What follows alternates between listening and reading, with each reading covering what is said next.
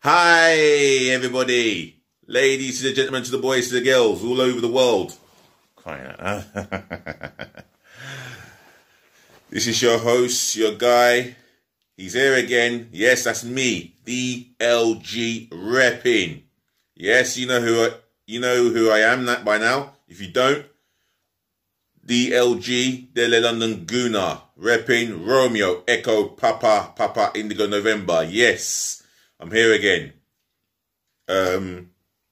Just going to bring you a football content or two and keep you guys entertained. Remember, yeah, always share, like, comment with your opinions, your reactions, your views, etc. Leave it in the comment section below. And please do subscribe to DLG Reppin like no tomorrow by smashing that subscribe button left, right and centre. Before I just start, I'm gonna give you some news on Robert Perez's son. He goes by the name of Theo Perez and he's now 14 years of age. I don't know how many of you knew that, but I've just found that on Google today. Wow, it's been 7 or 8 years since he signed for the club. And I believe he's at the club. And at 14, he's now a big boy. Where has the time gone? Anyway, I'm going to bring you something to do with Wilfred Zaha, because he's spoken about taking a knee, and he does not agree with the knee.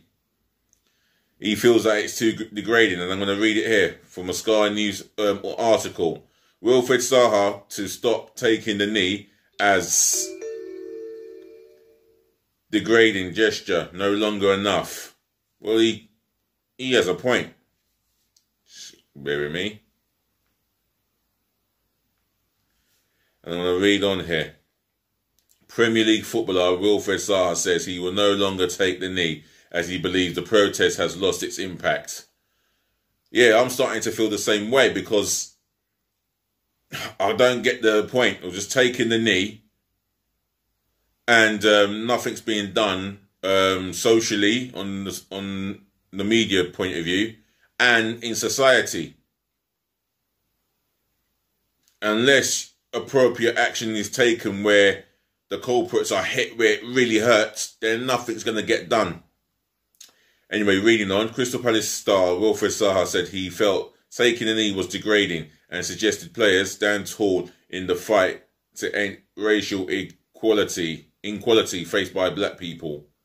He was echoed by Brentford striker Ivan Toney, who said he believed players were being used as puppets in the anti-racism movement in football. Players across the English professional league started kneeling before kickoff when football resumed in June after the first coronavirus lockdown to highlight racial injustice, police brutality and systemic discrimination against black people. The decision came amid global protests sparked by the death of George Floyd while in police custody in May last year. Yes, that was tragic. And the person who did that is complete, utter scum. I hope he goes down for life or faces a death penalty. It's happening in America, so he's either one or the other. Anyway, that's my opinion.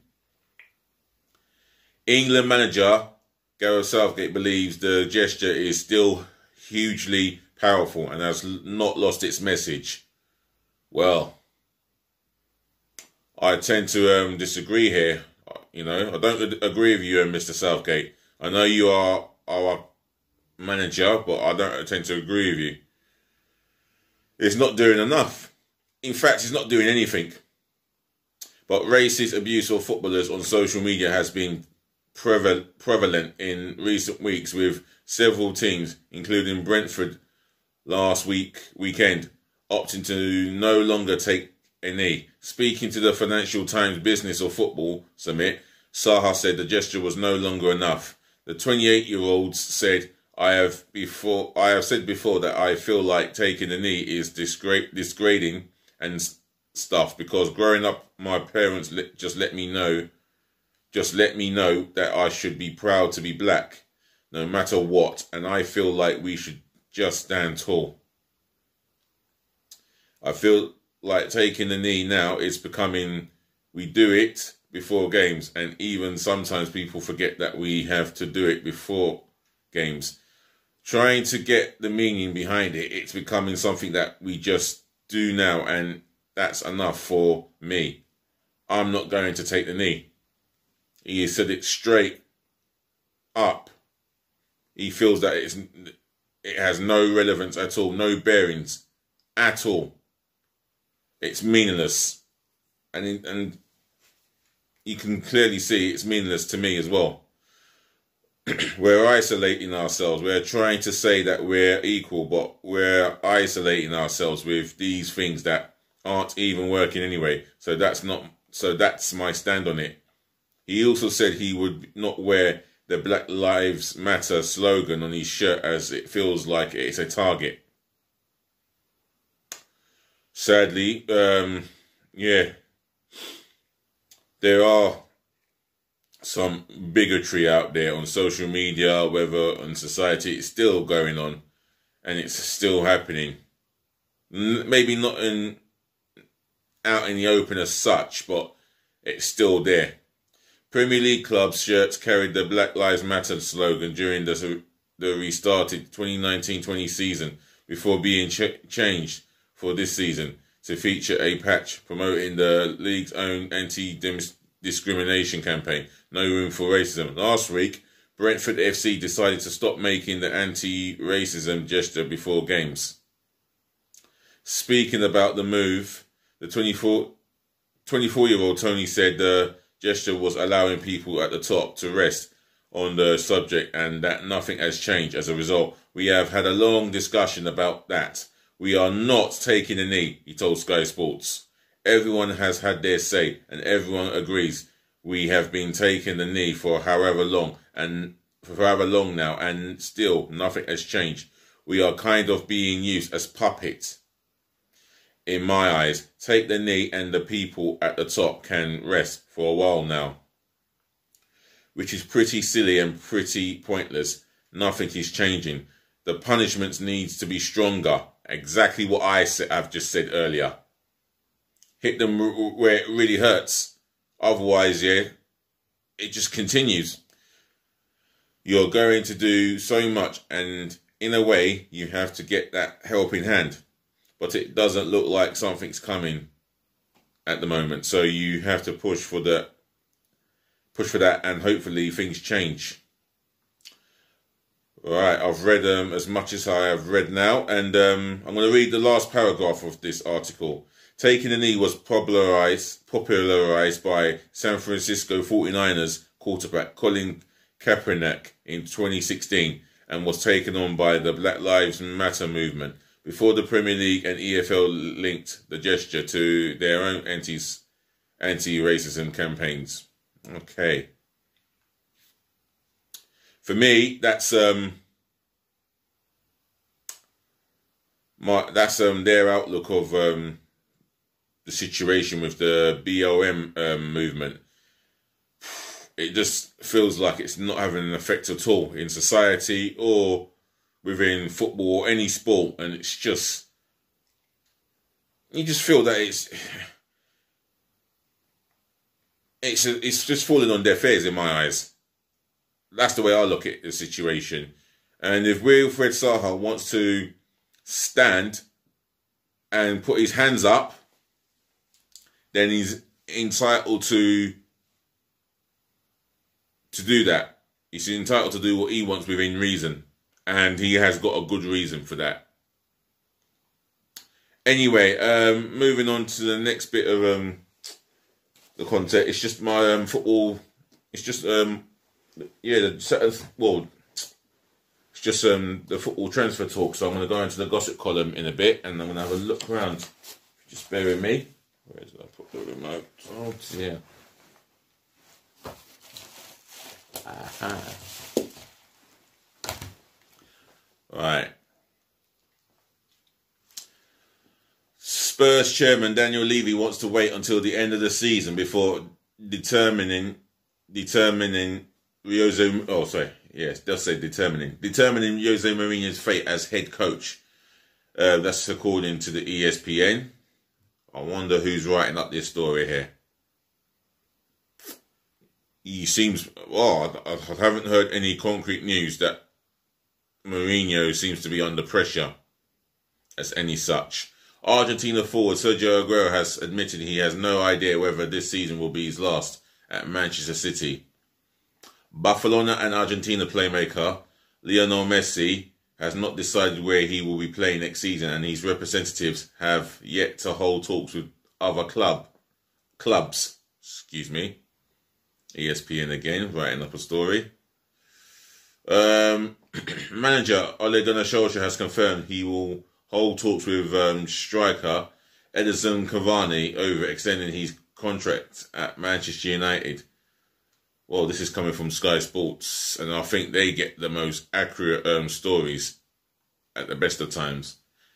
And they hardly get a thing wrong.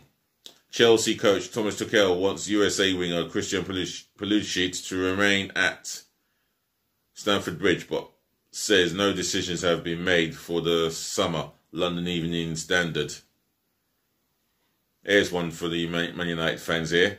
Borussia Dortmund would prefer to sell England forward Jadon Sancho to keep hold of Norway striker Erling Braut Haaland this summer. Dortmund could earn an excess of 250 million for Sancho and Haaland, with Sancho accounting for about 104 million. This is described here by TalkSport. Wow. He's going to go for over 100. That's for definite. Maybe as much as 104 million. I mean, this is a technically talented winger, skillful as they come, quick, and so direct. And he's exciting to watch, definitely. I think a lot of football people would pay to watch him, as well as the team that he's playing for. Who could that be in the summer? Or does he stay at Dortmund? Aston Villa boss Dean Smith has dismissed speculation linking English defender Ezri Konsa with Liverpool and Tottenham, according to the Birmingham Mail. And here's one for you AC Milan fans here. AC Milan's Italian goalkeeper Gianluigi Donnarumma wants to become the highest paid goalkeeper in the world. His current deal expires at the end of the season, and PSG and Chelsea are interested. Well, will Chelsea pay him as much as he wants? Or will Paris Saint-Germain pay him the money? I think if he goes over to Paris Saint-Germain, Donnarumma, there's more of an opportunity he will get the money that he wants than Chelsea paying the goalkeeping fee the goalkeeping wages that he wants. I'm not saying Chelsea can't afford him; they can, but will they be able to pay his? Would they be able to meet his wage demand? That is something that I doubt a little bit. But Chelsea do pay good wages. Well, they do pay good wages, but I wouldn't believe that my football club pays higher wages to footballers than Chelsea. I'm astonished. Arsenal legend Thierry Henry is close to becoming the new manager of Bournemouth after the Championship side requested permission to open talks from his current club, Montreal Impact. That's according to TalkSport here. And I'm going to read you one more here, I think. No, I'm going to read you a couple more here. Former swimming champion and now French Minister of Sport, Roxana Maracineanu,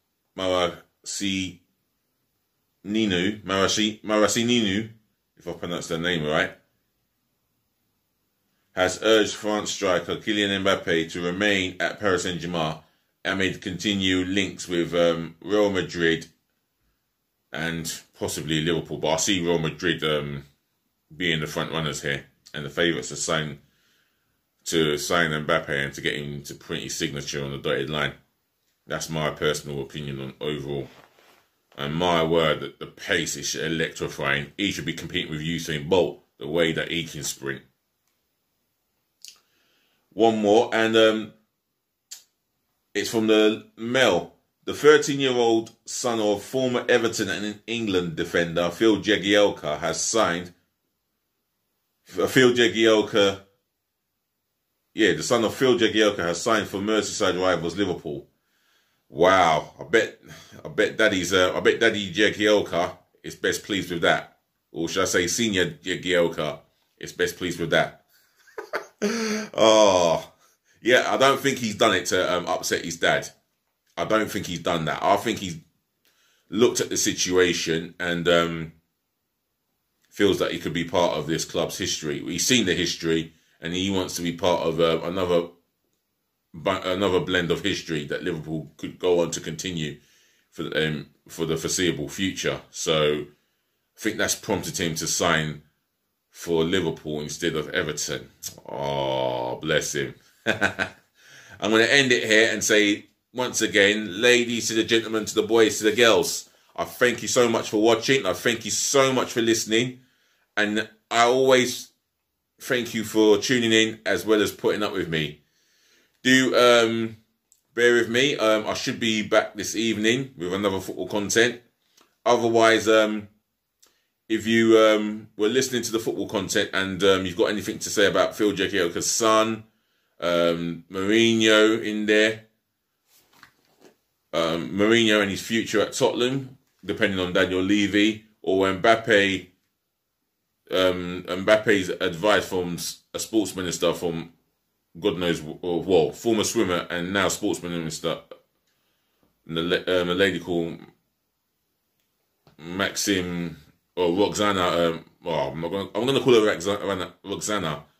Yeah, if you've got any views or your own thoughts or your reaction, opinions, etc., leave it in the comment section below.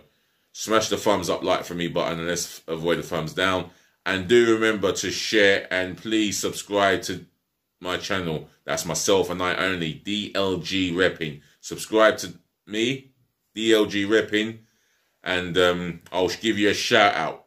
Yeah, I've got 89 subscribers, still on 89 subscribers. It could be 90, 91, 92, etc., etc., and etc., and more, etc. And I'll do my best to entertain you guys, give you the latest football content. But you got to do your part as well to help me subscribe, yeah? Thank you for listening. Thank you for watching again, as I've already said. And it's peace again, love again, and bless you again. So if you're having a good day, continue that. Stay safe and be happy and good. Also, be nice.